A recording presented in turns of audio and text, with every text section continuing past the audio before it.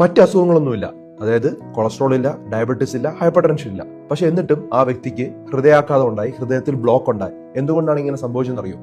Lipo protein എന്നുള്ള ഒരു സാധനം നമ്മുടെ ശരീരത്തിലുണ്ട്. അതൊരു കൊളസ്ട്രോളിന്റെ ഒരു പ്രോട്ടീൻ ആണെന്ന് പറയാം. സാധാരണ നമ്മൾ ലിപ്പിഡ് പ്രൊഫൈൽ ചെയ്യുന്ന സമയത്ത് LDL, HDL, അതുപോലെ ട്രൈഗ്ലിസറൈഡ് ഒക്കെയാണ് അറിയുന്നത്. അതെല്ലാം കൊളസ്ട്രോൾ ആണ്. പക്ഷെ അത് ഇല്ലാത്തവർക്ക് പോലും ലൈപ്പോ പ്രോട്ടീൻ ഉണ്ടെങ്കിൽ അവർക്ക് ഹൃദയാഘാതം വരാനുള്ള സാധ്യത വളരെ കൂടുതലാണ്. ഇത് നമുക്ക് വലുതായിട്ടൊന്നും കൺട്രോൾ ചെയ്യാൻ പറ്റില്ല. കാരണം ഇത് നമ്മുടെ പാരമ്പര്യമാണ്. അച്ഛനോ അമ്മയ്ക്കോ ഒക്കെ ഉണ്ടെങ്കിൽ നിങ്ങൾക്ക് വരാനുള്ള സാധ്യത കൂടുതലാണ്. ഇത് ആരാണ് ടെസ്റ്റ് ചെയ്യേണ്ടത്? എല്ലാവരും ടെസ്റ്റ് ചെയ്യേണ്ട ആവശ്യമില്ല. നിങ്ങളുടെ അച്ഛനോ അമ്മയ്ക്കോ ഒരു 50 വയസ്സിന്റെ താഴെ, 45 വയസ്സിന്റെ താഴെയൊക്കെ ഹാർട്ട് അറ്റാക്കോ സ്ട്രോക്കോ ഉണ്ടായിട്ടുണ്ടെങ്കിൽ നിങ്ങൾക്ക് ഒന്ന് ലൈപ്പോ പ്രോട്ടീൻ ചെക്ക് ചെയ്ത് നോക്കൊണ്ട് തെറ്റില്ല.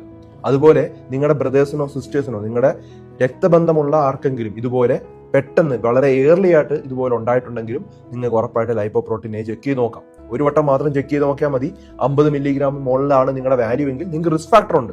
ഉടനെ തന്നെ നമ്മൾ എന്ത് ചെയ്യണം? നമ്മുടെ ബാക്കിയുള്ള റിസ്ക് ഫാക്ടർ, നമ്മുടെ ജീവിതത്തിലുള്ള മറ്റ് റിസ്ക് ഫാക്ടർ എല്ലാം പൂർണ്ണമായിട്ട് അവോയ്ഡ് ചെയ്യണം. എന്ത് ചെയ്യണം?